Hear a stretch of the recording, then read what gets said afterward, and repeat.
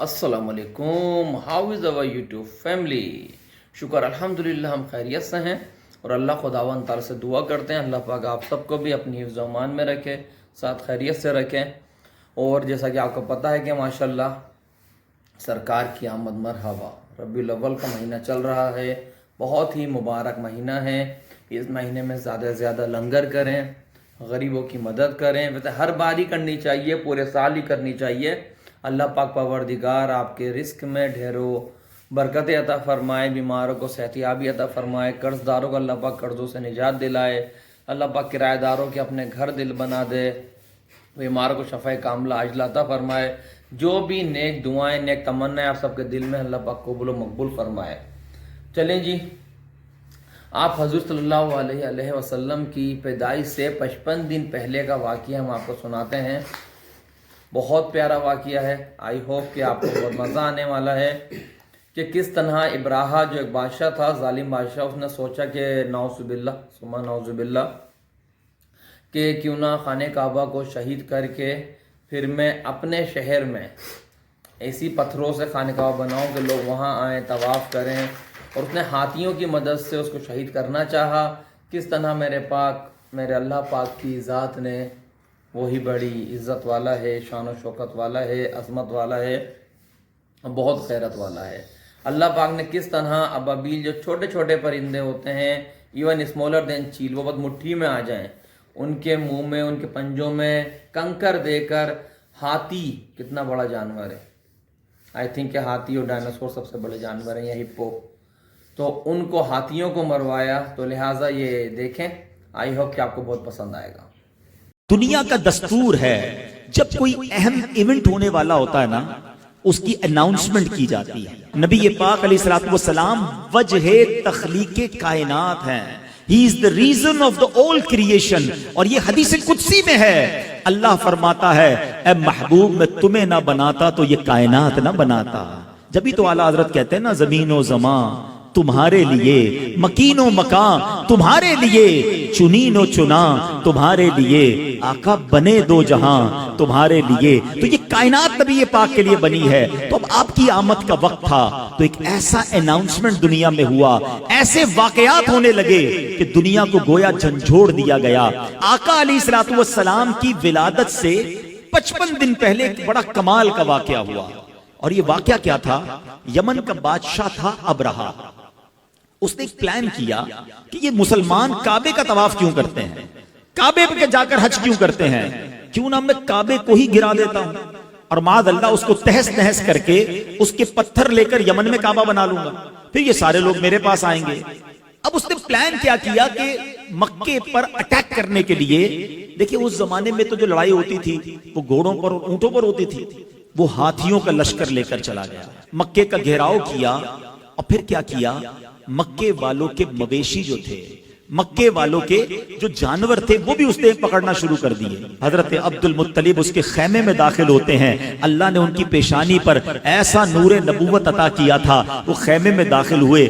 ابرہا روب میں آ گیا, عزت کے لیے کھڑا ہو گیا, اپنے برابر میں بٹھایا اور کہا حضرت فرمائیے کیسے آنا ہوا.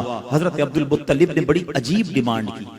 آپ نے کہا کہ تم نے مکے والوں کے مویشی, ان کی بکریاں, ان کے جانور پکڑ لیے, ہمارے جانور ہمارے واپس کر دو. ابرہا کہتا ہے میں تو سمجھا آپ کعبے کی بات کریں گے, اپنے مرکز کی بات کریں گے, آپ تو کعبے کی بات ہی نہیں کر رہے, آپ کو فقط اپنے جانوروں کی فکر ہے. اللہ اکبر. حضرت عبد المطلب کا وہ جواب آج بھی سیرت کی کتابوں میں سنہرے حروف سے لکھا ہے. کیا کمال کا جواب دیا. آپ فرماتے ہیں جانوروں کے مالک ہم ہیں, ہمارے جانور ہمیں دے دو, کعبہ جس کا گھر ہے وہ خود ہی حفاظت کر لے گا, کعبے کا مالک اس کی حفاظت کرے گا. ابرہا کو بات سمجھ نہ آئی, وہ سمجھنے لگا کہ لگتا ہے کنفیوز ہو گئے ہیں, لگتا ہے ڈر گئے ہیں, جانور چھوڑ دیے گئے. حضرت عبد المطلب نے عجب اناؤنسمنٹ کیا, مکے والوں سے کہا سارے لوگ اپنے جانور لیں اور پہاڑوں پر چلے جائیں. Nobody dare to resist, کوئی وہاں پر رکاوٹ لینے کے لیے تیار نہیں ہے. فقط حضرت عبد المطلب اب کعبے پر جاتے ہیں, کعبے کی دیوار کو تھامتے ہیں اور وہ رکت انگیز دعا کرتے ہیں کہ اے رب کریم, اے کعبے کے مالک, آج تجھے اپنی قدرت کا نظارہ دکھانا ہے. ہے. آج ان ظالموں کو تو نے بتانا ہے کہ تو اور تیرے ماننے والے حق پر ہیں. آپ رقت انگیز دعائیں کرتے رہے, اللہ کو پکارتے رہے, اور اس کے بعد آپ بھی کعبے کے سے دور ہو کر پہاڑ پر چلے گئے. ابرہہ نے آرڈر دیا کہ ہاتھی چلیں اور کعبے کو تہس نہس کر کے رکھ دیں. مگر اب دنیا نے ایک عجب نظارہ دیکھا. اب اللہ نے اپنی قدرت کا ایک عجب نظارہ دکھایا. جس ہاتھی پر ابرہہ بیٹھتا تھا وہ ہاتھی اپنی جگہ سے ٹس سے بس نہیں ہو رہا تھا. کعبے کی طرف رخ کرتے تھے وہ موو نہیں کرتا تھا, اس کا رخ چینج کرتے وہ چلنا شروع کر دیتا.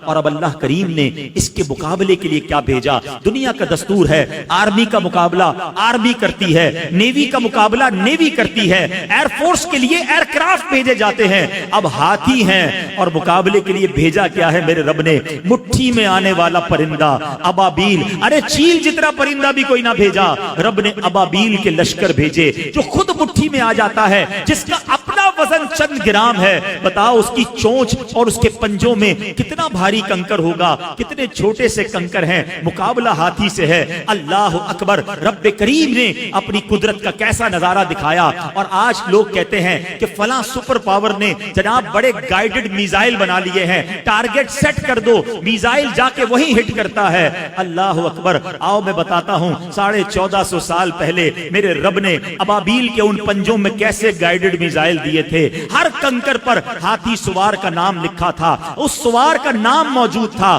اب یہ جب لشکر آتے ہیں اس کے بعد کیا ہوتا ہے؟ رب کریم قرآن مجید میں ارشاد فرماتا ہے الم تر کیف فعل ربک باصحاب الفیل.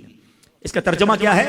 اے محبوب کیا آپ نے نہ دیکھا کہ آپ کے رب نے ان ہاتھی والوں کا کیا حال کیا؟ آقا تو دنیا میں تشریف ہی نہیں لائے تھے اور رب اپنے حبیب سے کہہ رہا ہے اے محبوب آپ نے نہ دیکھا. اٹ مینز یاد اس کو دلایا جاتا ہے جو کہیں دیکھ رہا تھا, جو کہیں موجود تھا. اللہ اکبر. نبی پاک علیہ الصلوۃ والسلام کے غلاموں سنو, آقا کی ولادت سے پہلے پوری دنیا کو ایک پیغام دینا تھا. الم یجعل کیدہم فی تضلیل وارسل علیہم طیرا ابابیل. ارے ابابیل کے لشکر بھیجے اور انہوں نے کیا کیا؟ وترمیہم بحجارۃ من سجیل. ان پر پتھروں کی کنکروں کی بارش کی اور رزلٹ کیا آیا؟ فجعلہم کعصف مأکول. انہیں چبائے ہوئے بھس جیسا بنا کر رکھ دیا, پرخچے اڑ گئے. ان کنکروں نے وہ کام کیا جو بڑے بڑے میزائل نہ کر سکتے تھے. ہاتھی سوار اور ان ہاتھیوں کا نام و نشان باقی نہ رہا.